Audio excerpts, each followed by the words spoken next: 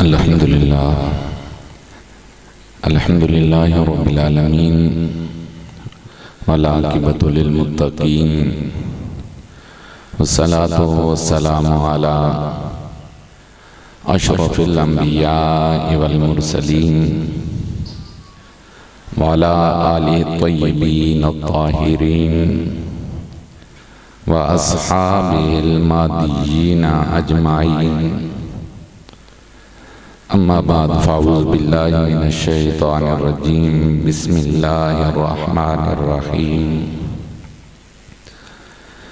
یا ایہا الذین آمنوا اتقوا اللہ وکونوا مع الصادقین صدق اللہ مولانا العظیم صدق وبلغنا رسولہ النبی الامی الحبیب الکریم ان اللہ وملائکتہ یصلون علی النبی یا ایہا الذین آمنوا صلوا علیہ وسلموا تسلیما۔ بارگاہ رسالت امام میں محبت و عقیدت کے ساتھ درود و سلام کا نذرانہ الصلاۃ والسلام علیک یا سیدی یا رسول اللہ وعلی آلک واصحابک یا سیدی یا حبیب اللہ الصلاۃ والسلام علیک یا شفیع المذنبین وعلی آلک واصحابک یا رحمت للعالمین۔ معزز و محتشم برادران اسلام، ہم لوگ تحریک حی علی الفلاح کے ماہانہ تربیتی پروگرام حی علی الفلاح میں جمع اور حاضر ہیں۔ جیسا کہ آپ احباب کے علم میں ہے کہ ہمارا یہ پروگرام تربیتی نوعیت کا ہوتا ہے۔ اس کے اندر بعض اوقات اخلاق و کردار اس کے حوالہ سے تربیت ہوتی ہے، بعض اوقات اعمال کے حوالہ سے تربیت ہوتی ہے، اور بعض اوقات عقائد کے حوالہ سے تربیت ہوتی ہے۔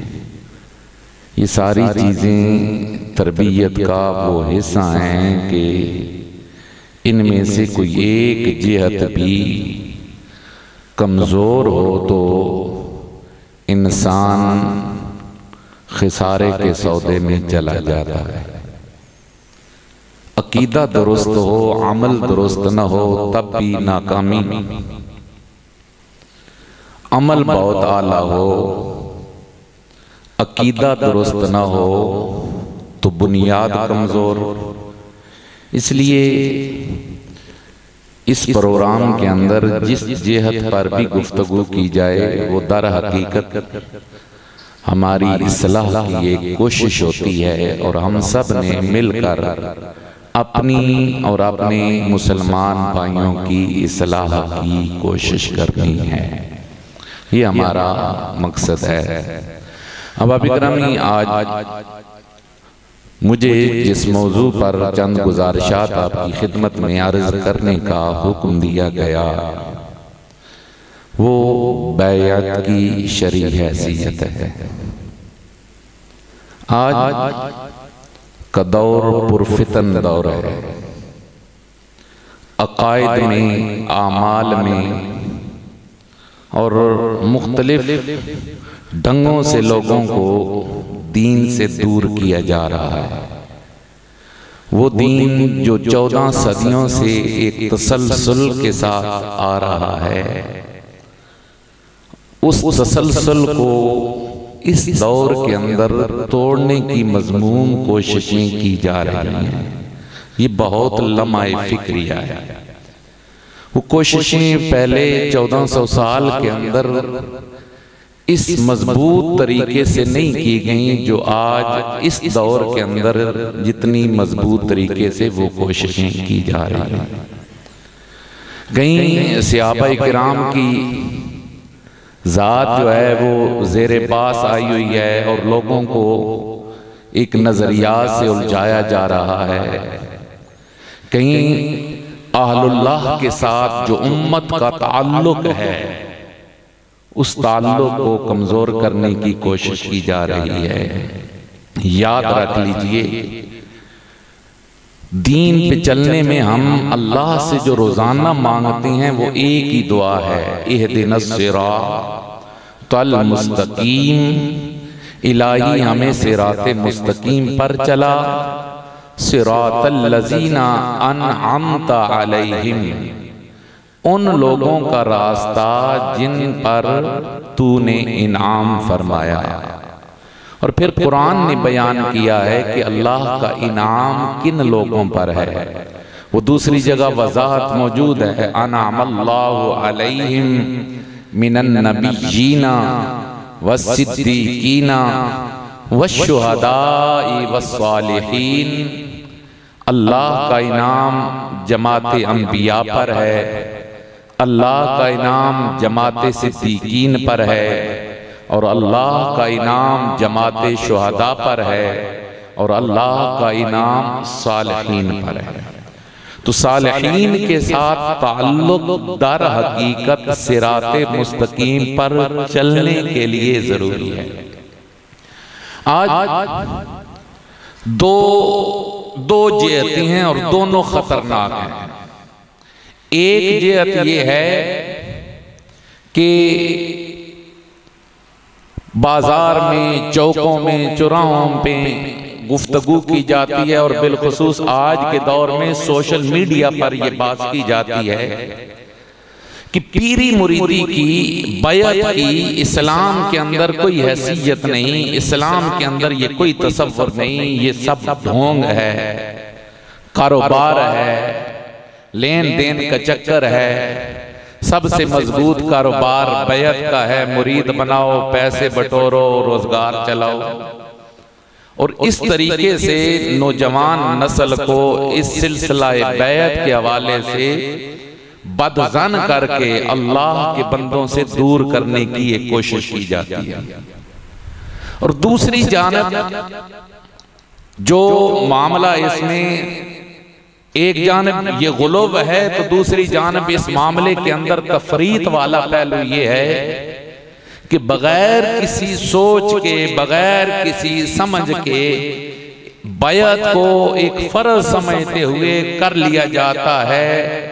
کس کے ہاتھ میں ہاتھ دیا جا رہا ہے، وہ کس قابل ہے، کس حیثیت میں ہے، اس میں غور و فکر کی کبھی کوئی ضرورت محسوس نہیں کی جاتی۔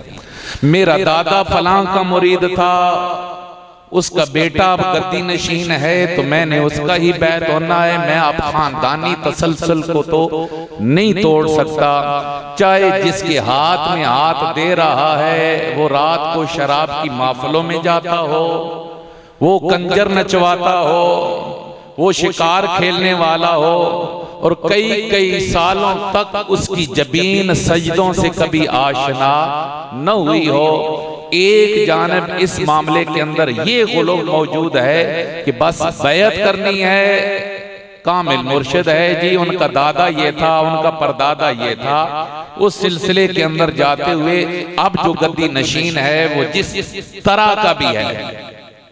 اور یہ معذرت کے ساتھ جو اعتراض کرنے والے ہیں ان کو اعتراض کا بنیادی راہ ہی یہاں سے ملتا ہے کہ جب مٹھیاں بروائی جا رہی ہیں عورتوں سے، خلوت کے اندر عورتوں کو بٹھا کر ان کی محفلیں سجائی جا رہی ہیں، تو پھر اعتراض تو بنتے ہیں۔ لیکن آپ سمجھئے کہ بیعت ہے کیا، اسلام کے اندر اس کا تصور کیا ہے، اور بیعت کس کی کرنی چاہیے اس سلسلہ کے اندر، اور بیعت کیوں ضروری ہے، یہ چند باتیں میں ایک ترتیب کے ساتھ عرض کروں گا۔ اور الحمدللہ میں آپ کو انشاءاللہ اپنے بزرگوں کی نظر کرم سے یہ تسلی دے رہا ہوں کہ اگر آپ دھیان کے ساتھ میری اس گفتگو کو سنیں گے تو بیعت کے حوالے سے اٹھنے والے خدشات، توہمات وہ دور بھی ہو جائیں گے، اور آپ کو ایک راہ بھی ملے گی کہ ہم نے بیعت کس طریقے سے کرنی ہے اور بیعت کا مقصد کیا ہے۔ اب گرامی، بیعت یہ لفظ بیع سے ماخوذ ہے، اور بیع کا مطلب ہوتا ہے بیچ دینا۔ علماء کہتے ہیں کہ بیعت کو بیعت اس لیے کہتا ہے کہ بندہ اپنے آپ کو کسی کے ہاتھ پر بیچ دیتا ہے، اور بیچ دینے کا مطلب کیا ہے کہ اس کے بعد وہ اپنی مرضی، اپنی رائے وہ ختم کر دیتا ہے۔ اب اس کی رائے وہی ہوتی ہے جو اس کی پیر کی رائے ہوتی ہے، جو اس کے مرشد کی مرضی ہوتی ہے اس کی وہی مرضی ہو جاتی ہے۔ اصطلاح شرع کے اندر یہ کہہ دینا چوکوں چوراہوں میں کہ اسلام میں بیعت کا کوئی تصور نہیں، ایک بات یہ یاد رکھیں، مطلقاً یہ کہنا کہ اسلام میں بیعت کا کوئی تصور نہیں یہ کفر ہے۔ یہ کیا ہے؟ کفر ہے، کیونکہ بیعت کا ثبوت قرآن مجید فرقان حمید سے ہے، اور ایک مقام پہ نہیں کئی مقامات پر ہے، اور قرآن کے جز کا لفظ کا بھی انکار کرنے والا انسان دار اسلام سے خارج ہو جاتا ہے۔ اللہ کے محبوب صلی اللہ علیہ وآلہ وسلم نے خود بیعت لی ہے، اللہ کے نبی نے خود بیعت لی ہے۔ حضور رحمت عالم صلی اللہ علیہ وآلہ وسلم نے جو بیعت لی ہیں وہ 4 طرح کی ہیں۔ پہلی بیعت کی قسم ہے بیعت اسلام اسے کہا جاتا ہے۔ کیا ہے بیعت؟ جب کوئی کفر کو چھوڑ کر دائرہ اسلام میں داخل ہوتا تو اللہ کے نبی صلی اللہ علیہ وآلہ وسلم اس کا ہاتھ اپنے ہاتھ میں لے کر کلمہ طیبہ پڑھواتے۔ یہ اسلام کی بیعت تھی، اور اسلام کے احکامات پر عمل کرنے کا حضور حکم ارشاد فرماتے۔ یہ بیعت اسلام تھی، اور یہ صحیح حدیث مبارکہ میں ثابت ہے۔ آپ جو ہلکا سا بھی اسلامی تاریخ کو جانتا ہے تو مدینہ المنورہ ہجرت سے پہلے بیعت عقبہ اولا ہوئی ہے، بیعت عقبہ ثانیہ ہوئی ہے۔ مدینہ المنورہ کے لوگ جاتے، حضور کے دست اقدس پر بیعت کرتے، اسلام قبول کرتے، اور اللہ کے محبوب صلی اللہ علیہ وسلم انہیں اپنی بیعت فرماتے۔ یہ پہلی بیعت کی قسم ہے۔ یہ کیا ہے بیعت؟ بولیے سارے تاکہ کچھ ذہنوں میں رہ جائے۔ بیعت آپ کم از کم کسی کو یہ تو کہہ سکتے ہیں نا اللہ کے بندے یہ کوئی فراڈ نہیں ہے، یہ جب سے اسلام شروع ہوا ہے تب سے یہ کام شروع ہوا ہے۔ اسلام کا جب سے آغاز ہے، بیعت کا تب سے آغاز ہے۔ اسلام بیعت بعد کی پیداوار نہیں ہے۔ پھر دوسری بیعت بیعت جہاد ہے، بیعت جہاد ہے۔ نبی معظم صلی اللہ علیہ وآلہ وسلم جب صلح حدیبیہ کے موقع پر آپ تشریف لائے اور حضرت عثمان غنی کو مذاکرات کے لیے مکہ المکرمہ بھیجا گیا، خبر آئی کہ حضرت عثمان غنی کو شہید کر دیا گیا رضی اللہ تعالی۔ حضور کو جب یہ خبر ملی تو اللہ کے محبوب صلی اللہ علیہ وآلہ وسلم نے ایک درخت کے نیچے اپنے جمیع صحابہ کرام کو جمع فرمایا، اور قرآن نے وہ سارے منظر کو بیان کیا ہے۔ لَقَدْ رَضِيَ اللَّهُ عَنِ الْمُؤْمِنِينَ إِذْ يُبَايِعُونَكَ تَحْتَ الشَّجَرَةِ، اللہ ان مومنوں سے راضی ہو گیا جو ایک درخت کے نیچے میرے محبوب تیرے ہاتھ کے بیعت کر رہے تھے۔ ایک بات یہ بھی سمجھ لیجئے کہ گویا بیعت کے اندر رضائے الہی شامل ہو جاتی ہے، اللہ ان پہ راضی ہو جاتا ہے جو بیعت کرنے والے ہوتے ہیں۔ اور پھر قرآن مجید نے اسی موقع کو اور مقامات پر بھی بیان کیا، ان الذین یبایعونک انما یبایعون اللہ۔ محبوب حضور نے بلایا نا صحابہ کو، صحابہ یہ خبر آئی ہے، اور صحابہ نے حضور کے ہاتھ پر جہاد کی بیعت کی، یا رسول اللہ جب تک ہم حضرت عثمان کا قصاص نہیں لیں گے ہم واپس نہیں پلٹیں گے۔ جہاد کی بیعت حضور کے ہاتھ پر کر رہے تھے۔ اب میں ایک ضمناً بات عرض کر دوں کہ یہاں پر بھی کچھ رول گدول کی باتیں ہوتی ہیں، اور وہ یہ کہ جی حضور کو اگر پتہ تھا، علم تھا تو حضرت عثمان زندہ ہیں تو پھر بیعت کی کیا ضرورت تھی؟ اس سے معلوم ہوا کہ نبی معظم صلی اللہ علیہ وسلم کو غیب کا علم نہیں تھا، پتہ ہوتا تو پھر یہ سارا کا سارا کرنے کی کیا ضرورت۔ انہیں میں کہتا ہوں ذرا پورے اس واقعہ کو اگر آپ پڑھیں تو آپ کو پتہ چل جائے گا۔ حضور نے آخر کے اندر جب سب بیعت کر چکے نا، حضور نے اپنا ہاتھ کیا، فرمایا یہ عثمان کا، یہ کس کا ہاتھ؟ عثمان کا ہاتھ۔ حضور نے اپنے ہاتھ کو حضرت عثمان کا ہاتھ قرار دیا۔ اور ایک عقل کی بات یہ سمجھ لیجئے کہ بیعت مردہ کی طرف سے نہیں لی جاتی، بیعت زندہ کی طرف سے لی جاتی ہے۔ اللہ کے محبوب نے اپنے ہاتھ کو حضرت عثمان کا ہاتھ قرار دے کر حضرت عثمان کی طرف سے بیعت لے کر یہ اعلان کر دیا کہ صحابہ تم سے بیعت لینے کا مقصد در حقیقت ایک وفا کا عہد لینا مقصود تھا۔ میں محمد جانتا ہوں کہ میرا عثمان زندہ۔ تو حضور رحمت عالم صلی اللہ علیہ وسلم آنے، اور وہ کیسا پیارا منظر تھا کہ قرآن اس کو بیان کرتا ہے۔ محبوب وہ جو تیرے ہاتھ پہ بیعت کر رہے تھے نا، وہ تیری بیعت نہیں کر رہے تھے۔ ان الذین یبایعونک انما یبایعون اللہ، میرے محبوب وہ تو خدا کی بیعت کر رہے تھے۔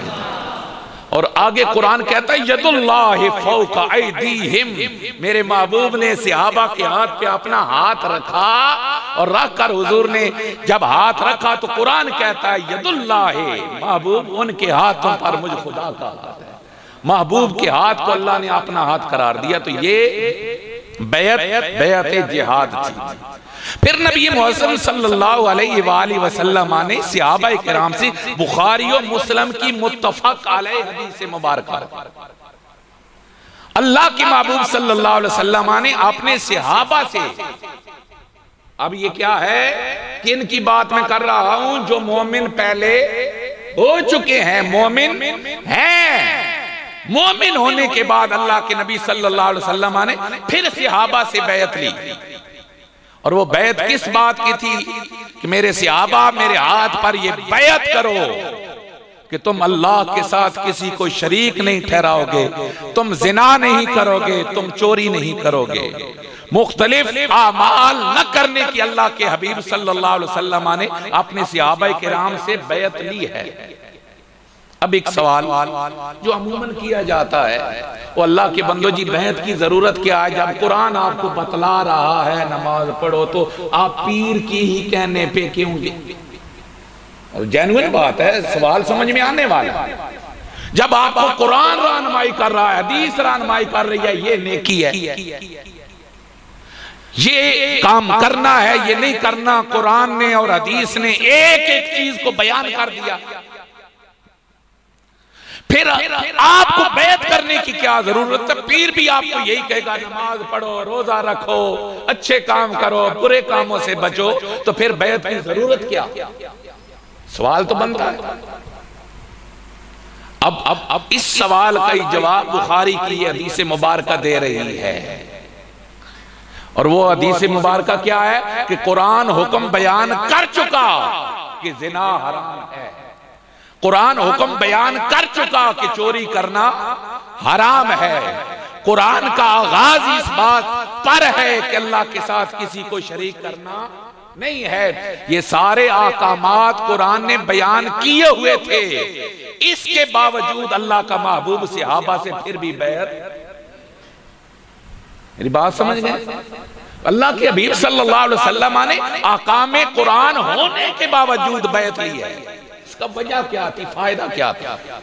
جب ایک بندہ اللہ کی ذات جسم سے محسوس کیے جانے سے کیا ہے؟ پاک ہے۔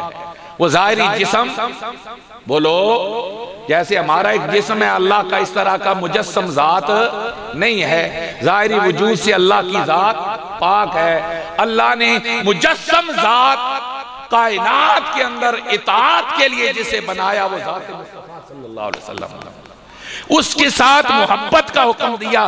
پہلے کہا محبت کرو، اب جب محبت کسی کے ساتھ ہو، وہ سامنے بھی موجود ہو، تو اس کی باتوں کو عمل کرنا، اس کی باتوں کو ماننا ذرا آسان بھی ہوتا ہے، اور اس کے اندر حیا کا پہلو زیادہ آ جاتا ہے، جس کی وجہ سے بندہ بچنے لگ جاتا ہے۔ تو نبی معظم صلی اللہ علیہ وسلم نے اس لیے یہ بیعت فرمائی پھر صحابہ کرام رضوان اللہ تعالی علیہ اجمعین۔ اور پھر ایک سوال ہے کہ صحابہ سے تو یہ گمان بھی نہیں کیا جا سکتا تھا کہ وہ خدا نخواستہ زنا کرے یا خدا نخواستہ اللہ کے ساتھ کسی کو شریک کریں، اس کے باوجود اللہ کے نبی نے ان سے بیعت لی۔ اس کی وجہ یہ تھی کہ اگر وہ بچتے ہیں تو اللہ کے نبی نے انہیں وعدہ کیا تھا کہ جو اس کو عہد کو پورا کرے گا اللہ اپنی بارگاہ سے اس کو جزائے خیر عطا فرمائے گا۔ اس وعدہ کے پورا کرنے پر ایک تو بچنے کا ویسے گناہ نہ کرنے کا ثواب ہے، ایک اس وعدہ پورا کرنے کا اللہ کی بارگاہ سے انہیں ثواب مل جائے گا۔ یہ دورہ فائدہ ہے۔ اور پھر نبی معظم صلی اللہ علیہ وآلہ وسلم نے عورتوں سے بھی بیعت لی ہے۔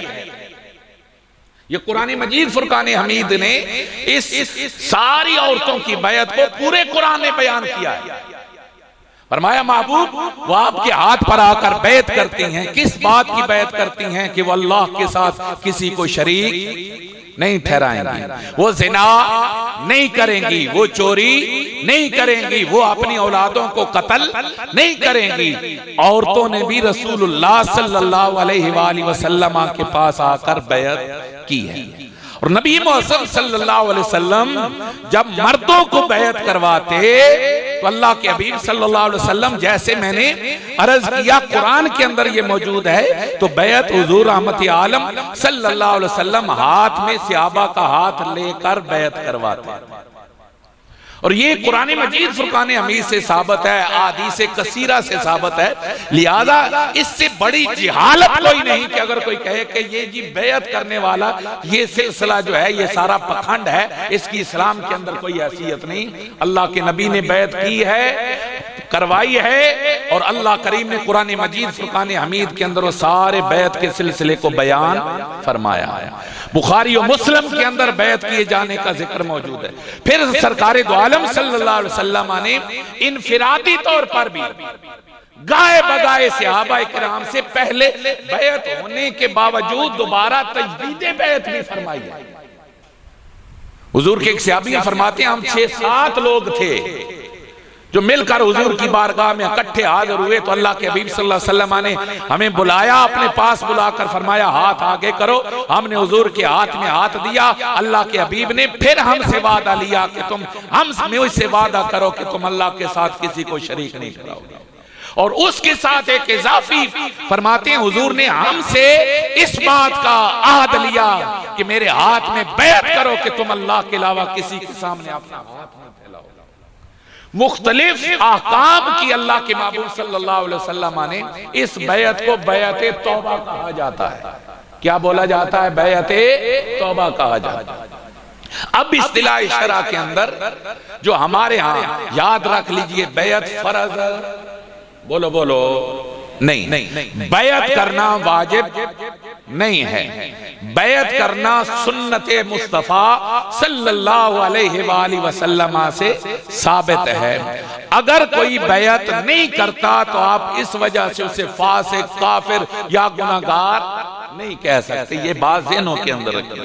لیکن بیعت کا بنیادی مقصد کیا ہوتا ہے؟ بیعت کا بنیادی مقصد کسی کے ہاتھ پر ہاتھ رکھ کر اللہ کی بارگاہ میں سچی توبہ کرنا ہوتا ہے، دین پر عمل کرنے کا عہد باندھنا ہوتا ہے۔ اس لیے 2 طرح کے لوگ ہیں، ایک وہ لوگ جو خود پورے احکام شریعہ کو جانتے ہیں، اگر وہ کسی کی بیعت نہیں بھی کرتے تو کوئی حرج والی بات نہیں ہے، لیکن جو احکام شریعہ کو نہیں جانتے ان پر بیعت کرنا لازم ہے، کیونکہ ان کو ایک نہ ایک رہنما کی ضرورت ہے۔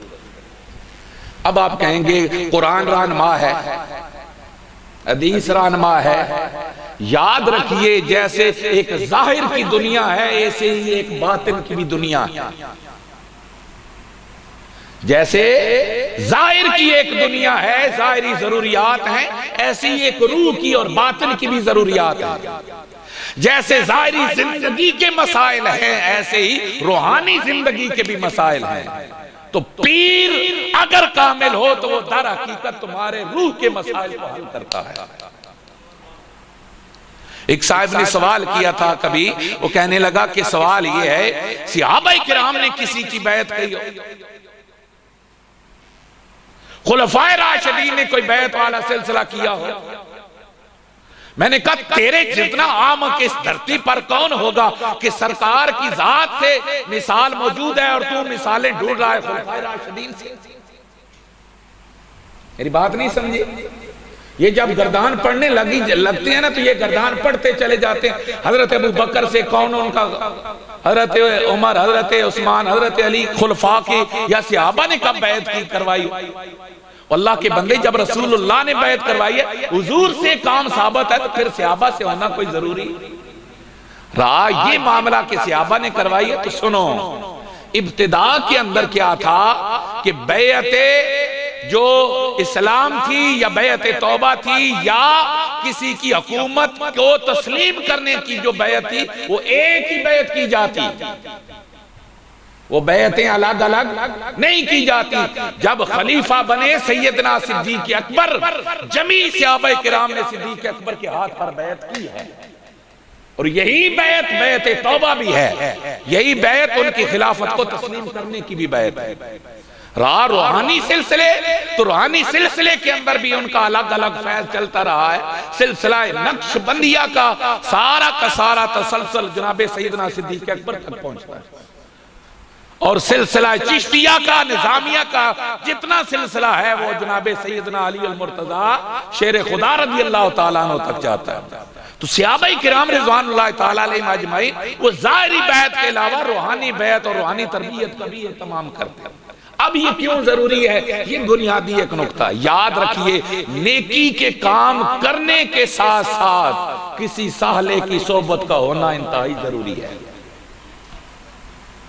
آپ نمازی ہیں ماشاءاللہ، آپ روزے دار ہیں ماشاءاللہ، آپ حرام سے بچتے ہیں بہت اعلیٰ، آپ جرائم سے اجتناب کرتے ہیں بہت اچھی بات، لیکن اس سب کے باوجود اللہ کا قرآن سنیں، فرمایا یا ایھا الذین آمنوا اتقوا اللہ، اے ایمان والو ڈرو اللہ سے، ڈرو، سارے بولو ڈرو۔ اس کے اندر ایک بہت بڑا مفہوم میں عرض کرنے لگا ہوں، ڈرو۔ اب سوال ہے میرا آپ سے، جو اللہ سے ڈرنے والا ہے نمازی ہوگا کہ نہیں؟ بولتے جائیے، بولو، روزے دار بنے گا کہ نہیں؟ زکوٰۃ دینے والا ہوگا کہ نہیں؟ اگر صاحب استطاعت ہے تو حج بھی کرے گا کہ نہیں؟ وہ زنا کے قریب جائے گا؟ بولیے، وہ چوری کرے گا؟ وہ کسی کا حق چھینے گا؟ وہ کسی کا گلہ کرے گا؟ وہ کسی کی برائی بیان کرے گا؟ دنیا کی ہر نیکی، دنیا کی ہر نیکی اتقوا اللہ کے اندر موجود ہے۔ جو رب سے ڈرنے والا ہے وہ نیکی کرنے والا ہوگا، اور جو رب سے ڈرنے والا ہے وہ ہر برائی سے بچنے والا ہوگا۔ اتقوا اللہ کا ایک لفظ جو ہے، اس ایک لفظ کے اندر دنیا کی ہر نیکی بھی آ گئی اور ہر برائی سے بچنا بھی آ گیا۔ لیکن میرے رب نے یہاں پر بات ختم نہیں کی کہ ڈر گئے تمہارا بیڑا پار۔ جب تو نمازی بن گئے، ڈرنے والا نمازی ہے نا، ڈرنے والا روزے دار ہے نا۔ اللہ نے یہ نہیں فرمایا تم نمازی بن گئے، روزے دار بن گئے، مجھ سے ڈرنے والے بن گئے تو بیڑا پار، بات ختم نہیں۔ فرمایا وَكُونُوا مَعَ الصَّادِقِينَ، مجھ سے ڈرو مطلب کیا؟ نیکی کرو، برائی سے بچو، اس کے ساتھ ساتھ ایک اور کام بھی کرو، جو میرے مخلص بندے ہیں ان کے ہم نشین ہو جاؤ، ان کی بیٹھک میں بیٹھنے والے بن جاؤ، ان کی مجلس میں آیا جایا کرو، ان کے ساتھ اپنا پیار کا ایک تعلق قائم رکھا کرو۔ یہ اللہ کا قرآن کہہ رہا ہے۔ اتقوا اللہ کے بعد وَكُونُوا مَعَ الصَّادِقِينَ کا حکم اللہ کا قرآن دے رہا ہے کہ سچوں کے ساتھ، صالحین کے ساتھ ان کے ہم مجلس ہو جاؤ۔ اب اس کی وجہ کیا؟ شاید آپ میں سے جو ساتھی ہمارے پرانے شریک ہیں، میں نے بہت پہلے یہاں ایک مثال دی تھی، میں دوبارہ اس مثال کو دہرا رہا ہوں، آپ کے لیے معاملہ بہت کلیئر ہو جائے گا کہ بیعت کی ضرورت کیوں ہوتی ہے۔ آپ نے جانا ہے ملتان۔ اب ملتان جانے کے 3 طریقے ہو سکتے ہیں۔ ایک تو یہ ہے کہ آپ کبھی زندگی میں ملتان گئے نہیں، صبح سویرے آپ اٹھے، نہ کسی سے پوچھا، نہ کسی سے خبر لی، گاڑی میں بیٹھے یا سواری پر سوار ہوئے، جدھر منہ آیا چل پڑا۔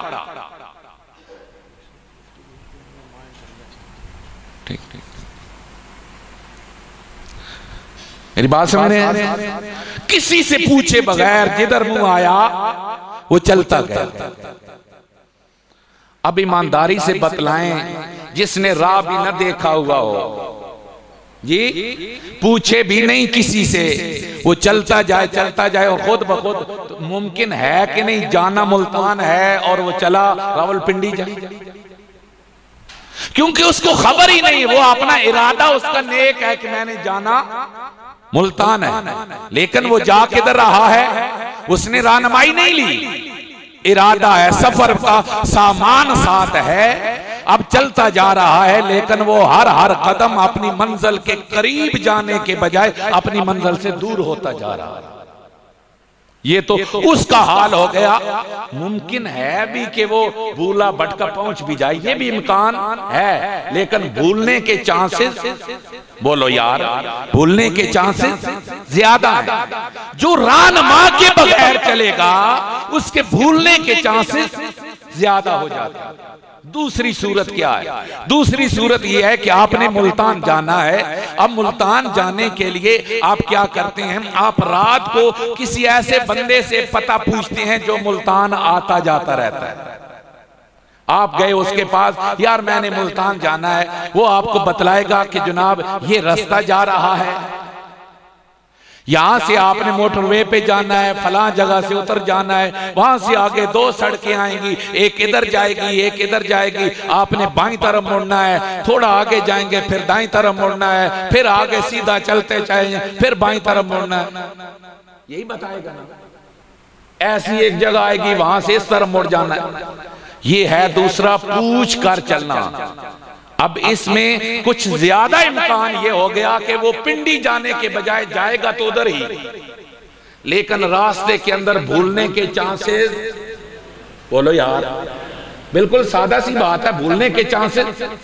آپ خود کئی مرتبہ ایک سفر پر نکلے ہوں اور ساتھ اس راستے کا جاننے والا موجود نہ ہو تو کتنی بار ایسا ہوا ہے کہ آپ بھولے ہوں، آگے جا کر 10 کلومیٹر سے پھر واپس پلٹنا پڑا ہو، یہ امکان موجود رہتا ہے۔ میں خود کئی بار بھولا ہوں، آپ بھی کئی بار بھولے ہوں، حالانکہ پوچھ کے چلے تھے کہ کدھر جانا۔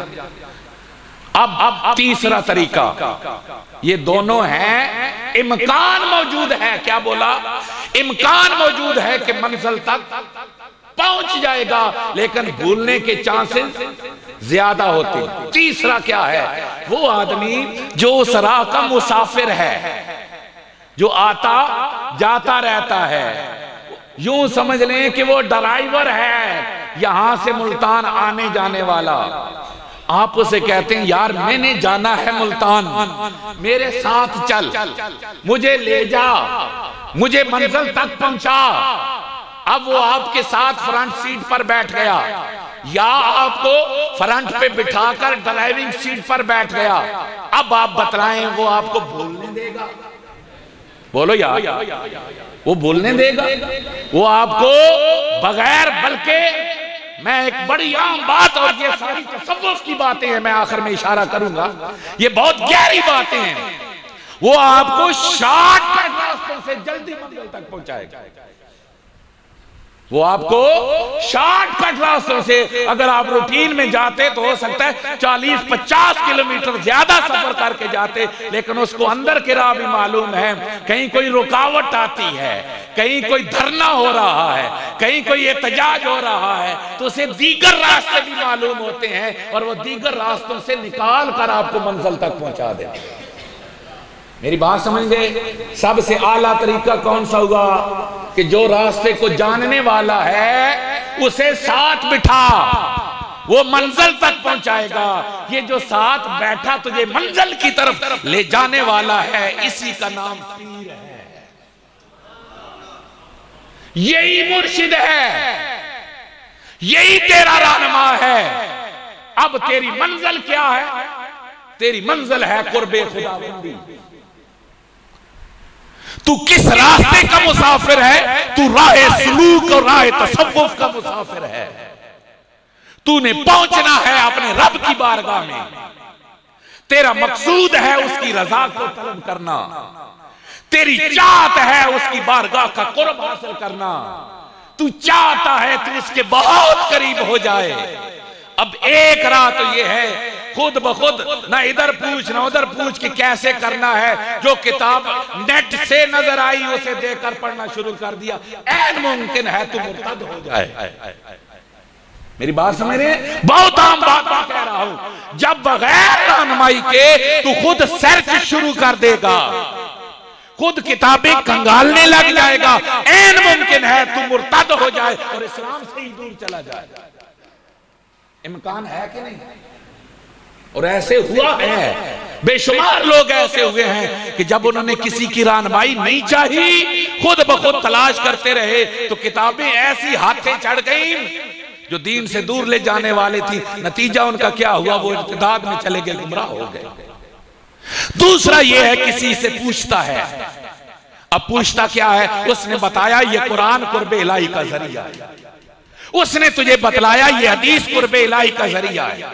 اب تو نے قرآن اور قرب پوچھ کے چلا ہے, لیکن یاد رکھ لے اس کے اندر بھی بھولنے کا چانس بولو یار موجود ہے. قرآن خود کہتا ہے یُدِلُّ بِهِ کَثِیرًا وَيَهْدِی بِهِ کَثِیرًا. تو نے کھولا قرآن ہے لیکن عین ممکن ہے کہ قرآن پڑھتے پڑھتے تو رب کی بارگاہ میں پہنچنے کے بجائے گمراہ ہو جائے. قرآن کہہ رہا ہے نا کہ قرآن پڑھنے والا بھی گمراہ. بولو یار کیوں جی دیکھ رہے ہیں؟ یہ قرآن کا ترجمہ کر رہا ہے.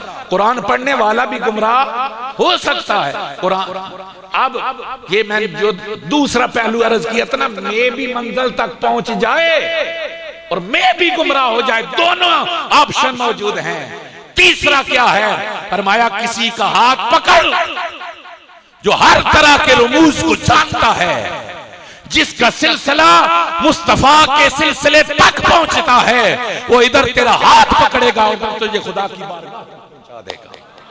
وہ شارٹ کٹ جانتا ہے, اسے پتا ہے کہاں راستے میں رکاوٹ آنے والی ہے. وہ راستے کی رکاوٹوں سے تجھے بچاتے ہوئے شیطان کیسے کیسے حملہ کرتا ہے, شیطان کے حملوں سے بچاتے ہوئے وہ تجھے منزل تک پہنچائے گا. اور منزل کیا ہے؟ خدا کی بارگاہ کا قرب. میری بات سمجھ رہے ہیں؟ یہ ہے پیر, یہ ہے رہنما, یہ ہے مرشد. یہ ضرورت ہے اس وجہ سے کہ وہ تجھے شارٹ کٹ راستے سے تیرے پروردگار تک تجھے پہنچائے. راستے کے اندر بھول بھلیاں, وہ بھول بھلیاں کیا ہے؟ شیطان کے بہکاوے ہوتے ہیں جنہیں ہم سمجھ بھی نہیں سکتے. وہ آپ نے ایک مشہور روایت سنی ہوگی, اور یہ حملے بڑے بڑے بزرگوں پر جا کر ہوتے ہیں. حضور غوث اعظم کے متعلق کہ آپ جب مقام غوثیت پر فائز ہوئے تو ایک دن ایک بدلی اوپر آ کر چمکی. اس بدلی کے اندر سے آواز آئی کہ میں تیرا الہ ہوں, عبد القادر میری عبادت کر. آپ نے فرمایا تو میرا الہ نہیں ہو سکتا. پھر دوسری آواز آئی, عبد القادر تو نے عبادت کا حق ادا کر دیا ہے, اب تجھے مزید عبادت کی ضرورت نہیں. یہ دوسرا حملہ تھا. آپ ایک لمحہ کے لیے سوچ کر فرمانے لگے, فرمایا بدبخت لگتا ہے تو شیطان ہے. رسول اللہ کو رب کی بارگاہ سے اگر یہ حکم نہیں ہوا کہ محمد تجھے عبادت کی ضرورت نہیں ہے, تو میں عبد القادر کون ہو سکتا ہوں کہ مجھے عبادت کی ضرورت نہ ہو. آپ نے فوراً پڑھا لا حول ولا قوت الا باللہ. جب دوسرا حملہ اس کا ناکام ہوا شیطان کا, تو اب شیطان نے پھر پلٹ کر کہا عبد القادر آج تیرے علم نے تجھے بچا لیا ہے, میں نے اس مقام غوثیت پر جا کر کئی ہزار ولیوں کو بہکا دیا ہے, تجھے تیرے علم نے بچایا. آپ نے پھر سر جھکایا. اب اس جملے میں تو کوئی ہمیں تو عیب نظر نہیں آ رہا, ہمیں تو کوئی پریشانی نظر نہیں آ رہی, لیکن اس میں بھی پریشانی تھی. آپ نے فرمایا تجھ پر اللہ کی لعنت ہو, لا حول ولا قوت الا باللہ العلی العظیم. فرمایا مجھے میرے علم نے نہیں, مجھے اللہ کے فضل نے بچایا.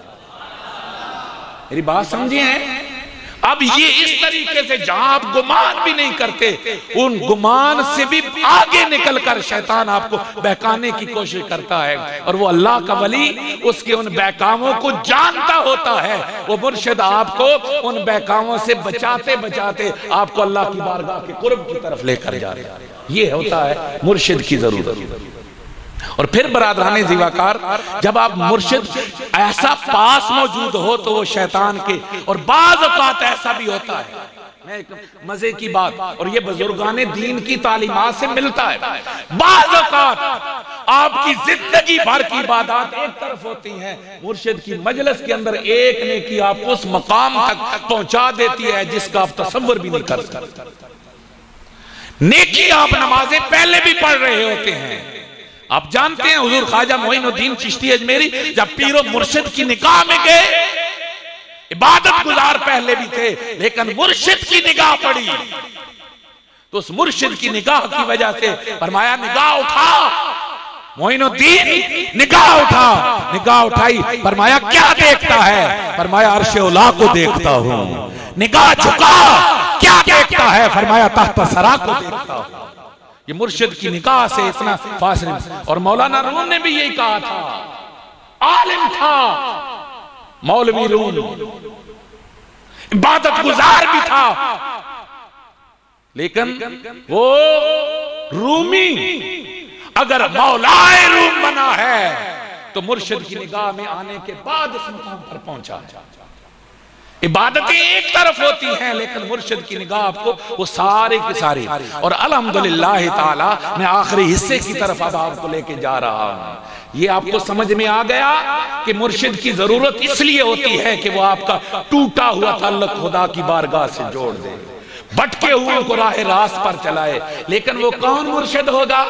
وہ لوفر لفنگا نہیں، وہ بدماش نہیں، وہ شراب خور نہیں، وہ کیسا ہو جس کے ہاتھ میں آپ نے ہاتھ دینا ہے۔ تو حضور سیدی اعلیٰ حضرت رحمت اللہ تعالیٰ علیہ نے آپ فرماتے ہیں 4 شرائط ہیں پیر کامل کی، وہ ہوگی تو تو اس کی بیعت کرے گا، اگر وہ نہیں ہے تو تو اس کی بیعت کر سکتا۔ سب سے نمبر 1 صحیح العقیدہ آل سنت ہو، اس کا عقیدہ وہی ہو جو صحابہ کا عقیدہ ہے، اس کا عقیدہ وہی ہو جو امت کے تسلسل کے ساتھ آ رہا ہے، سنی عقیدہ رکھنے والا ہو، نمبر 1۔ نمبر 2، اس میں سے اس پہلی کیٹیگری میں سے ڈھیروں نکل گئے، اور جو آپ کہتے ہیں نا جی شیعہ ہو گیا تو تاں کیے ساڑھا پیو دادا ہوتا ہی مرید ہے۔ اگر اس نے مسلک چھوڑ دیا ہے، صحابہ کی راہ کو چھوڑ دیا ہے، اس کا پیو دادا کتنا ہی بڑا کیوں نہ ہو، آپ کا اس کے ہاتھ پر بیعت کرنا حرام ہے۔ وہ آپ کا راہبر و رہنما نہیں ہو سکتا۔ نمبر 1 بات یہ ہے کہ وہ صحیح العقیدہ سنی ہو۔ نمبر 2، وہ عالم دین ہو، دین کو جاننے والا ہو، جاہل کبھی تیرا مربی اور رہنما نہیں ہو سکتا۔ اس میں نماز دا اپن سدھا طریقہ نہیں ہوتا، تیری رہنمائی وہ کہاں سے کرے گا؟ اسے حلال و حرام کا خود نہیں پتا، تجھے وہ حلال و حرام کہاں سے بتلائے گا؟ نمبر 2 کیا ہے؟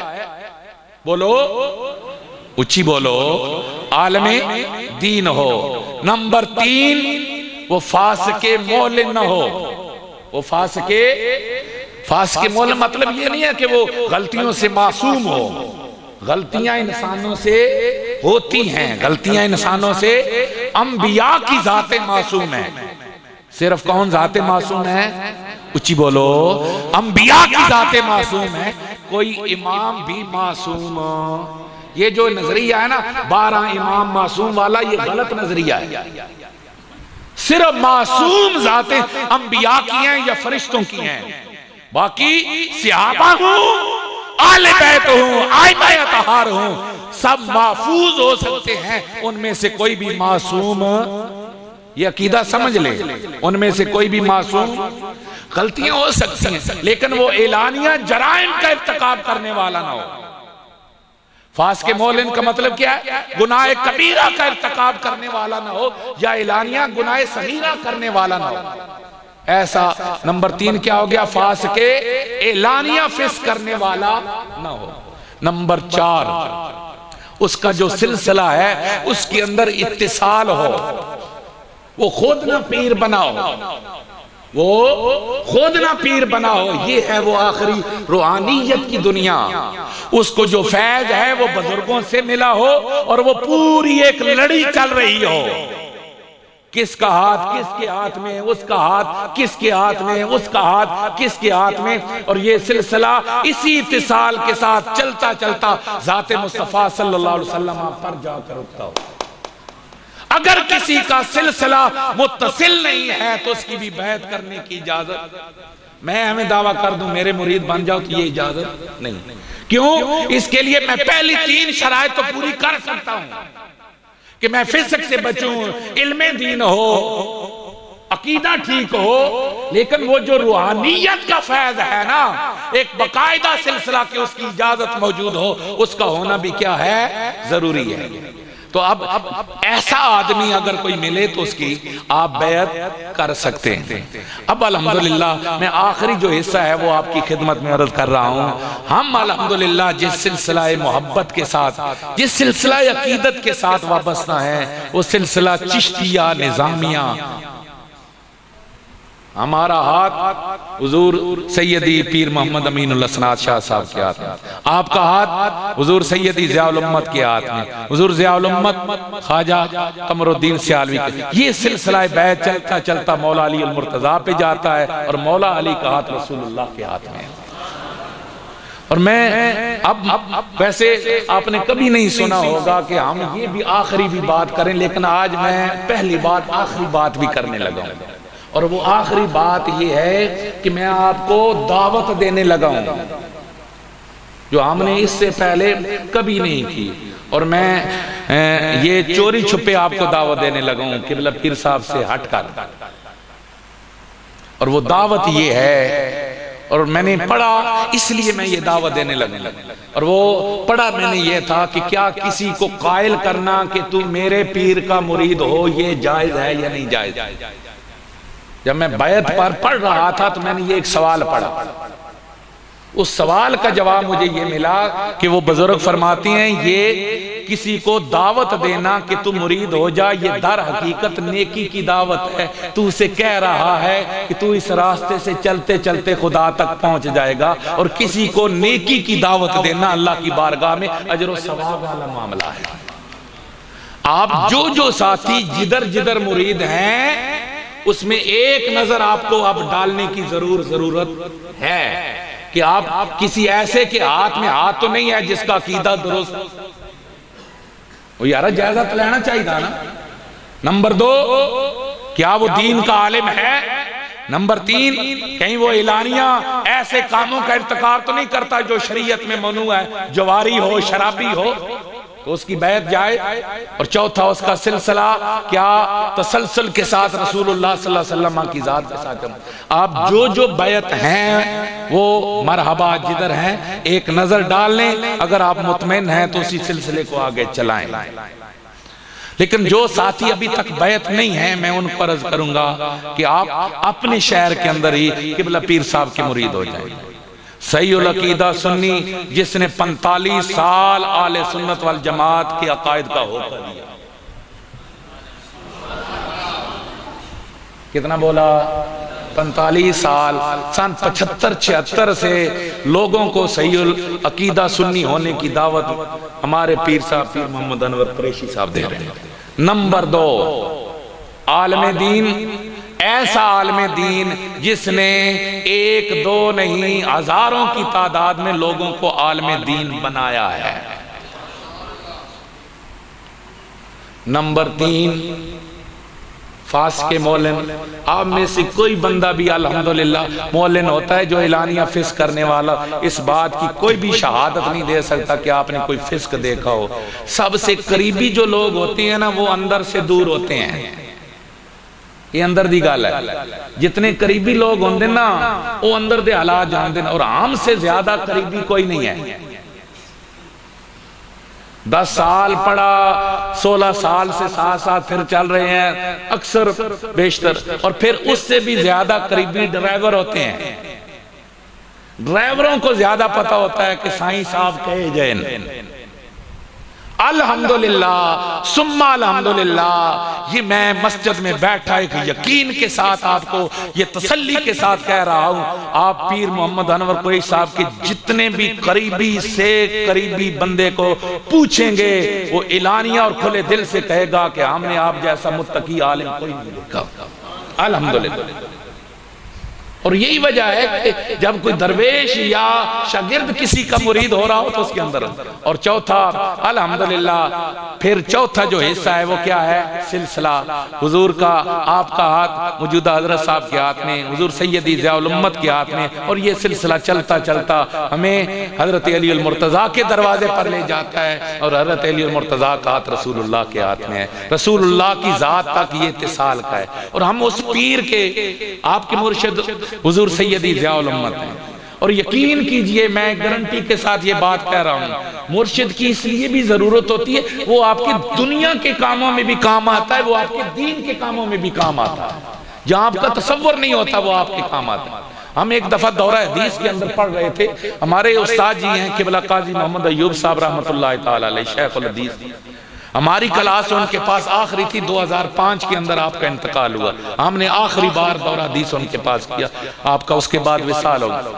حدیث شریف کی کتاب پڑھاتے ہوئے آپ نے ہمیں ایک واقعہ سنایا، آپ فرماتے ہیں میرا بھائی، چھوٹا میرا بھائی تھا، وہ مجاہد فورس کے اندر تھا، وہ ایک دن چھٹی پر آیا، مجھے کہنے لگا کہ حضور ضیاء الامت کی خدمت میں حاضری دینی ہے اور میں نے ایک شکریہ ادا کرنا ہے۔ میں نے کہا خیر کہی نہ دس۔ وہ کہتا ہے کہ معاملہ بڑا عام ہے۔ میں نے کہا بتا، پہلے مجھے ساری کہانی بتائے گا پھر میں تجھے لے جاؤں گا۔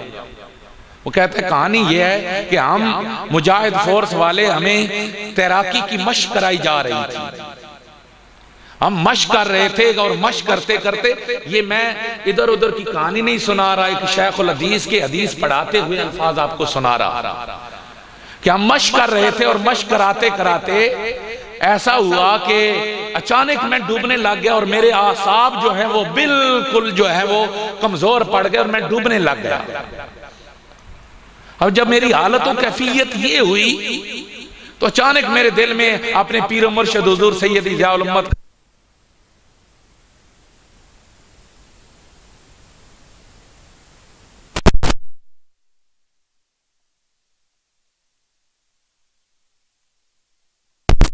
مجھے بچاؤ، مجھے بچاؤ۔ جب میرے دل میں یہ خیال آیا تو مجھے یوں محسوس ہوا جیسے کسی نے نیچے ہاتھ رکھا اور میں کنارے لگ گیا۔ اب میں شکریہ ادا کرنا چاہتا ہوں۔ یہ بات کہنے کے بعد استاد جی فرماتے ہیں میں نے اپنے بھائی کو ساتھ لیا، ہم حضور سیدی ضیاء الامت کے پاس آئے ملاقات کے لیے۔ حضور سیدی ضیاء الامت اپنے حجرہ کے اندر تشریف فرما تھے۔ دروازے پر جا کر ہم نے خلیفہ کو کہا کہ ملاقات کرنی ہے۔ خلیفہ نے جب دروازہ کھولا، ہم اندر گئے تو حضور سیدی ضیاء الامت نے دیکھ لی، فرمایا وہ مجاہدہ بچ گیا۔ یہ استاد جی نے ہمیں حدیث پڑھاتے ہوئے بتایا وہ مجاہدہ بچ گیا۔ استاد جی فرماتے ہیں میں اس دن کے بعد بڑے عجیب و غریب تھا، بڑی تشویش میں تھا کہ یہ کیا معاملہ ہے۔ استادوں کے جو حضور ضیاء الامت رحمۃ اللہ تعالی علیہ کے جو پرسنل سیکرٹری ہیں وہ میاں نعیم الدین صاحب کے والد گرامی ہمارے استاد بحیرہ شریف میں مولانا سعید اسد صاحب تھے، وہ حضور ضیاء الامت کے پرسنل سے وہ کہتے ہیں کہ میں نے بھائی سے تاریخ پتہ کی، ٹائم پتہ کیا، میں اسد صاحب کے پاس گیا کہ جناب یہ دن تھا، یہ ٹائم تھا، مجھے بتا حضور ضیاء الامت کدھر تھے۔ انہوں نے اپنی ڈائری کھولی، ڈائری کھول کے انہوں نے ٹائم جب دیکھا انہوں نے کہا یہ ٹائم تھا ہم جی ٹی روڈ پر گجرات کی طرف جا رہے تھے، اور اچانک آپ نے فرمایا، استاد فرماتے میں نے پوچھا کچھ بات خاص، تو کہنے لگے خاص بات یہ ہے کہ آپ نے اچانک گاڑی کا شیشہ نیچے کیا، ہاتھ باہر کیا۔ میں عرض کر رہا ہوں حضور گاڑیاں گزر رہی ہیں، آپ کیا کر رہے ہیں؟ آپ نے تھوڑی دیر میری بات کچھ بھی نہیں سنی، اور تھوڑی دیر کے بعد آپ نے اچانک ہاتھ اندر کی، اور میں دیکھ کر حیران رہ گیا۔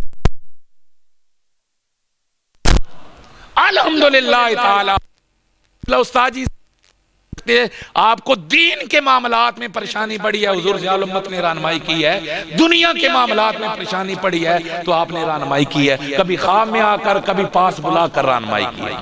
تو الحمدللہ ہمارا ایک سلسلہ محبت عقیدت و برا ہے۔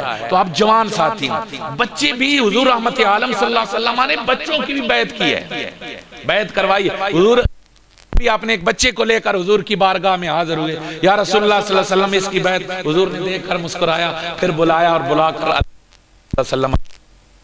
تو یہ ایک سلسلہ ضرور وابستہ ہو جائیے، جدھر ضرور دیکھیں، ضرور یہ خدا کا واسطہ ہے آپ کو کہ ضرور دیکھیں کہ آپ جس کے ہاتھ میں اپنا ہاتھ دے رہے ہیں وہ کس کیٹیگری کا ہے. تو اس سلسلہ محبت کے اندر ہو جائیں. اور پیر و مرشد کا بنیادی مقصد یہی ہوتا ہے کہ ایک عہد لینا، ایک وفا کا پیمان باندھنا، آپ کو اللہ کی بارگاہ تک پہنچانا. اللہ ہم سب کو صحیح کامل مرشد کی صحبت نصیب فرمائے.